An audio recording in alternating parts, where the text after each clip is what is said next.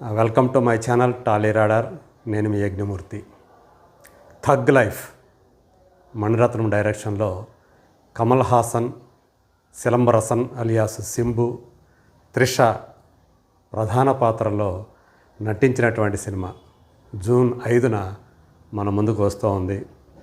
38 సంవత్సరాల తర్వాత కమల్ హాసన్ మణిరత్నం కాంబినేషన్లో వస్తున్నటువంటి సినిమా కావడంతో థగ్ లైఫ్ మీద అంచనాలు అంబరాన్ని అంటుతున్నాయనే చెప్పాలి. ఆ 38 సంవత్సరాల క్రితం వచ్చినటువంటి సినిమా కూడా మామూలుది కాదు. నాయకన్ సినిమా తెలుగులో నాయకుడి పేరుతో విడుదలైంది. ఆ సినిమాలో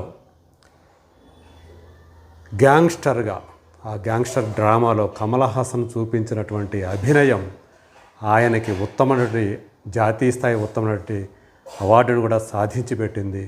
సో మణిరత్నం ఆ సినిమాని రూపొందించిన విధానం ప్రేక్షకులందరినీ కూడా మెస్మరైజ్ చేసిందనే చెప్పాలి.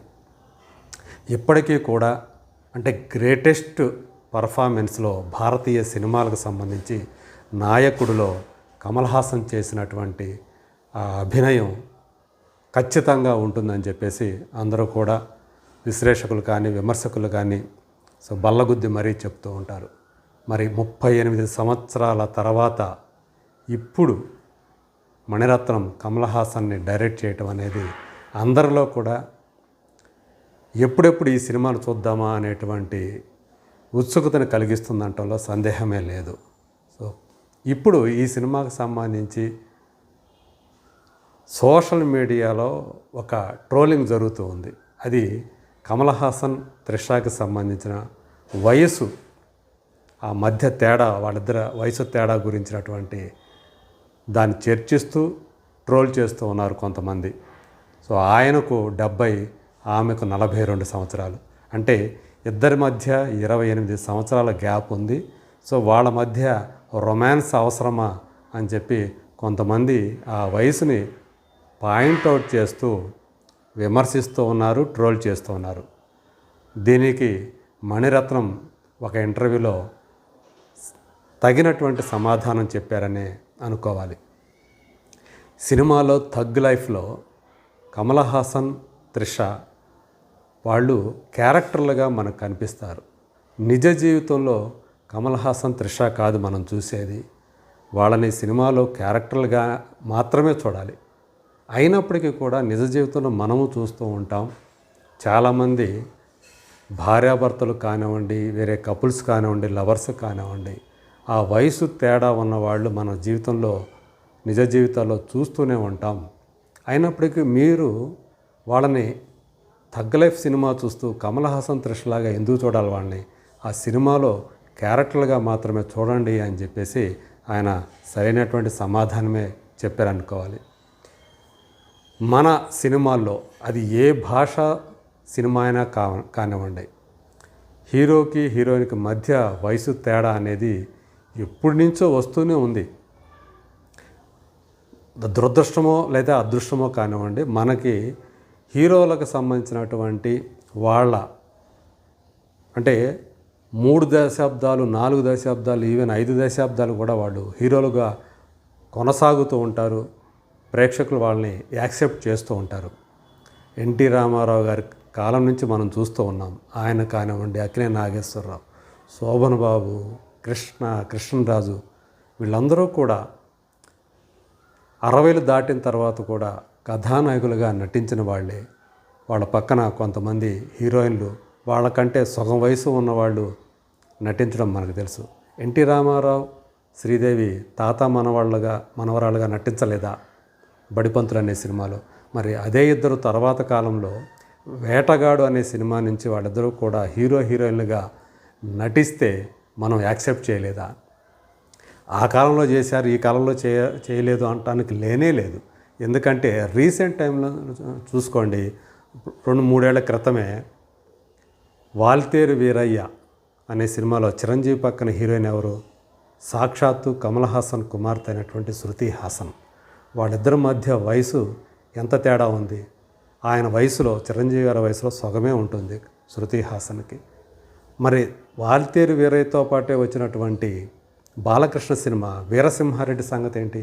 అందులో కూడా బాలయ్య పక్కన శృతి హాసన్ నాయికగా నటించలేదా? జనం దాన్ని యాక్సెప్ట్ చేయలేదా? ఆ 2 సినిమాలు కూడా సంక్రాంతికి వచ్చి 2 సినిమాలు విజయాన్ని సాధించాయి. సో అట్లా అంటే వయసుతో సంబంధం లేదు, ప్రేక్షకులు అవేమీ పట్టించుకోరు. అక్కడ వాళ్ళకి కావాల్సింది హీరోల మధ్య కెమిస్ట్రీ వర్కౌట్ అయిందా లేదా, ఆ పాత్రల్లో వాళ్ళు జీవించారా లేదా, చక్కని పర్ఫార్మెన్స్ చూపించారా లేదా. వాళ్ళ పేరు కనుక ఆడుగా కనిపిస్తే జనమే తిరస్కరిస్తారు. సినిమా రాకముందే ఈ విధమైనటువంటి ట్రోల్ చేయటం ఎంతవరకు సమంజసం అని సినిమా ప్రియుల్లో చాలామంది ప్రశ్నిస్తూ ఉన్నారు. ఈ థగ్ లైఫ్లోకి వచ్చేటప్పటికి అప్పుడు నాయకన్ ఏదైతే గ్యాంగ్స్టర్ డ్రామా అయిందో, నటరాజ మొదలయ్యారు. సో ఆ క్యారెక్టర్లో నాయకుల్లో కమల్ హాసన్ అద్భుతమైన పర్ఫార్మెన్స్ ఇచ్చారని మనం చెప్పుకున్నాం. ఇప్పుడు ఈ థగ్ లైఫ్లో కూడా ఇది కూడా ఒక గ్యాంగ్స్టర్ డ్రామానే కావటం, ఇక్కడ అది కాకతాళీయంగా జరిగిందా అంటే 38 సంవత్సరాల తర్వాత మళ్ళీ వాళ్ళిద్దరూ కలిసి పనిచేస్తూ కమల్ హాసన్ మండతను మళ్ళీ మరో గ్యాంగ్స్టర్ సినిమాతోటే మన ముందుకు రావడం అనేది యాదృచ్ఛికం అనుకోవాలో లేదా అలా కుదిరిందనో అనుకోవాలి. సో ఇందులో కమల్ హాసన్ అలాగే సింబు వీళ్ళిద్దరూ కూడా గ్యాంగ్స్టర్స్గానే మన ముందుకు రాబోతున్నారు. అందులో రీసెంట్గా రిలీజ్ అయినటువంటి ట్రైలర్లో మనకి ఒక డైలాగ్ కూడా కమల్ హాసన్ చెప్తాడు. అంటే సింబుని తన దగ్గరే పెట్టుకుంటాడు, చిన్న వయసు నుంచే తను పెంచుతాడు, జీవించినంతకాలం సో మనిద్దరం కలిసే ఉంటామని చెప్పేసి కూడా కమల్ హాసన్ అందులో ఒక డైలాగ్ ఉంది. కానీ అలా చెప్పినవాడు మరి ఎందుకని వాళ్ళిద్దరూ కూడా శత్రువులుగా మారుతారు, ఇద్దరి మధ్య వైరం ఎందుకు ఏర్పడుతుంది, చివరికి ఏం జరిగింది అనేది మనం ఈ సినిమాలో చూడబోతూ ఉన్నాం. ఇందులో చాలామంది అంటే కమల్ హాసన్, సింబు, త్రిష మాత్రమే కాకుండా ఇంకా చాలామంది పేరు పొందినటువంటి నటీనటులు ఉన్నారు. మనం చూస్తే అభిరామి ఆయన భార్యగా కనిపిస్తూ ఉంది కమల్ హాసన్. దాన్ని బట్టి త్రిష ఆయనకి ఒకప్పుడు ప్రియురాలుగా నటించిందేమో అని చెప్పేసి అభిప్రాయం అయితే కలుగుతూ ఉంది. అలాగే ఐశ్వర్యలక్ష్మి ఉంది.